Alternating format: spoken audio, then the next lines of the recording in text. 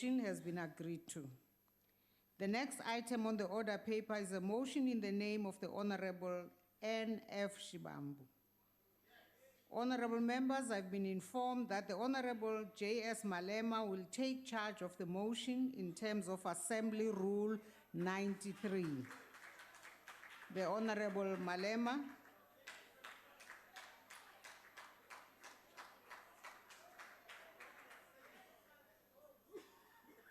Thank you very much, Honorable Speaker, and the leadership of the EFF. This is a motion that seeks to unite black people in South Africa. And ordinarily, if leadership was provided, we shouldn't be having this debate, because the land should have been returned into the hands of the rightful owners. We all know that the Dutch gangsters arrived here and took our land by force. And the struggle has since been about the return of the land into the hands of rightful owners. Yet those who went to negotiate on behalf of our people during the negotiations sold out this fundamental principle which constituted the struggle against colonialism. So those who claim to be radical enough and who want radical change today should actually be in the forefront of agreeing that this constitution must be changed to make it possible for our people to own the land. It can't be correct that the less than 10% of the population owns almost more than 75% of the land. And those people who own the land happen to be, in an acceptable language, private people like individuals, trusts, and companies. But when you search deep as to who are these people, these are white people who are still owning our land. We remain a conquered nation, even when we claim to have democracy. We remain a conquered nation because white monopoly capital still owns the means of production, and at the center of that is the land question. The dominance of white people, it cannot go away, particularly white supremacy, for as long as land is not returned into the hands of the people. We are the only country where we say revolution has taken place, yet those who were oppressing us have not lost anything after the revolution. We remain as we were even before 1994.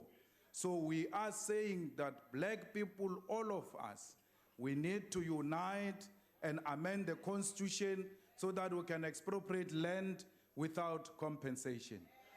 There is no white person who will understand that clarion call, because they don't know the pain of being landless. Only those who have gone through a passage of being landless will appreciate where we come from on the issue of the land.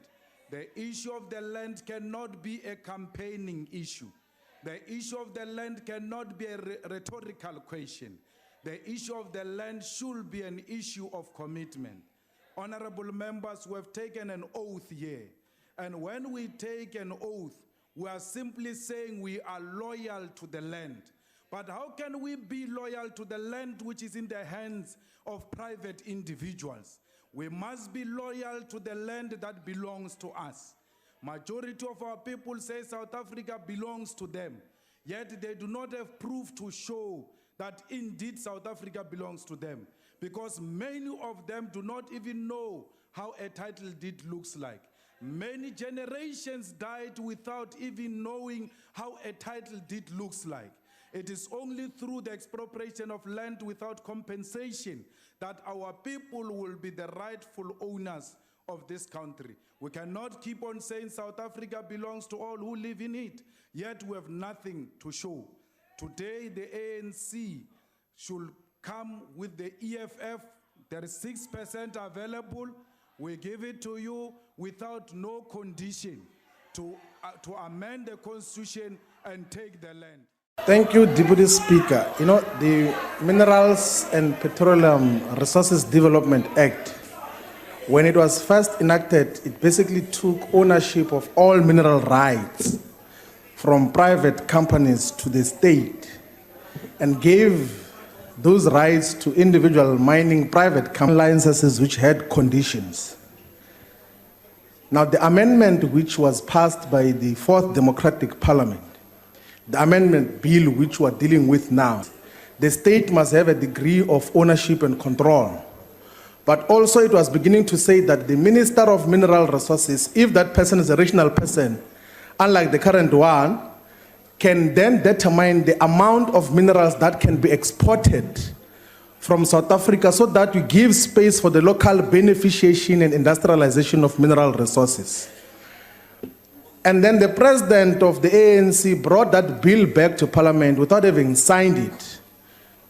Of course, 2.5 years ago, to say that we must check if it is constitutional for that bill to be passed without being compliant to some international trade agreements, and two, without consulting the House of Trade, to the adoption and passing of the minerals and petroleum resources development to laws in South Africa.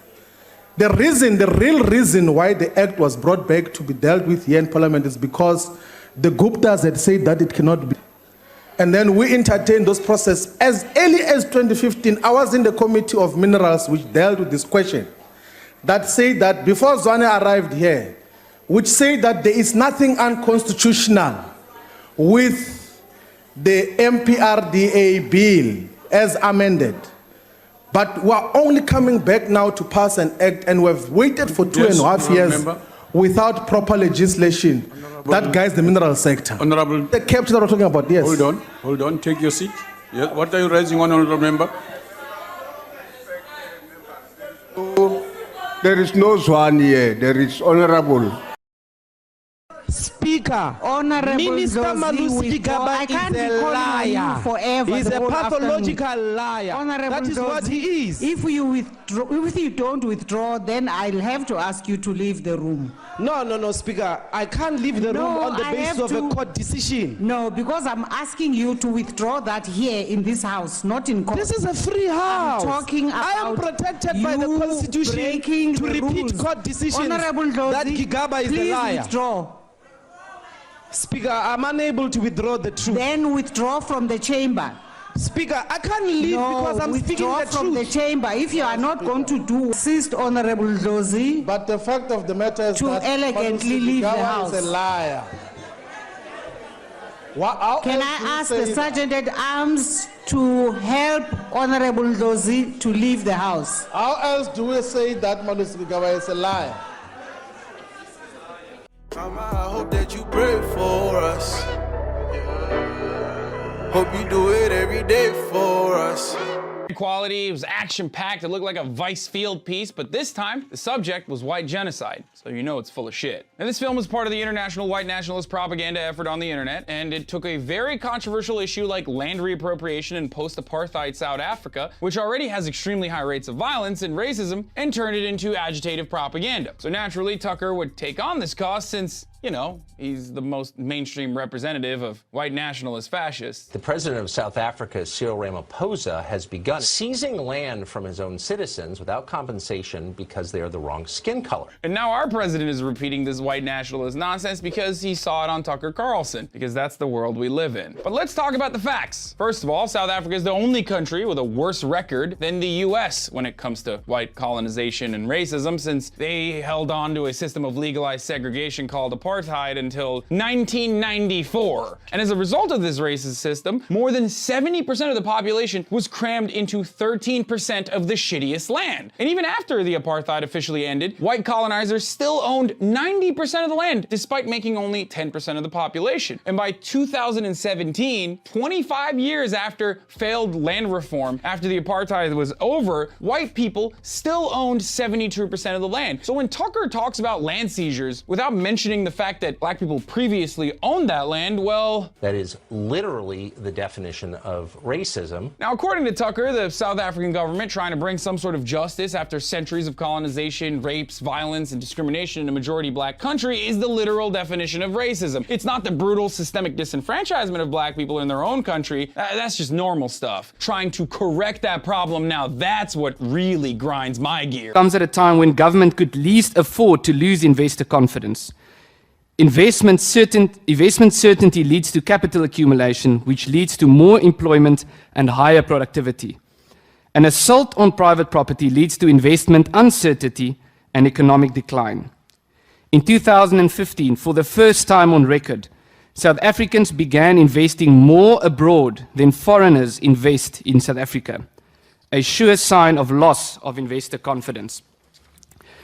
Claiming that property rights would be eroded and that economic freedom would be compromised in a way that would enhance economic development is like claiming that KFC would be expanded in a way that would ensure that chickens would prosper. Those who are calling for the erosion of property rights have not been able to provide any evidence on why a more aggressive implementation of an already failed policy would lead to anything other than a more aggressive failure.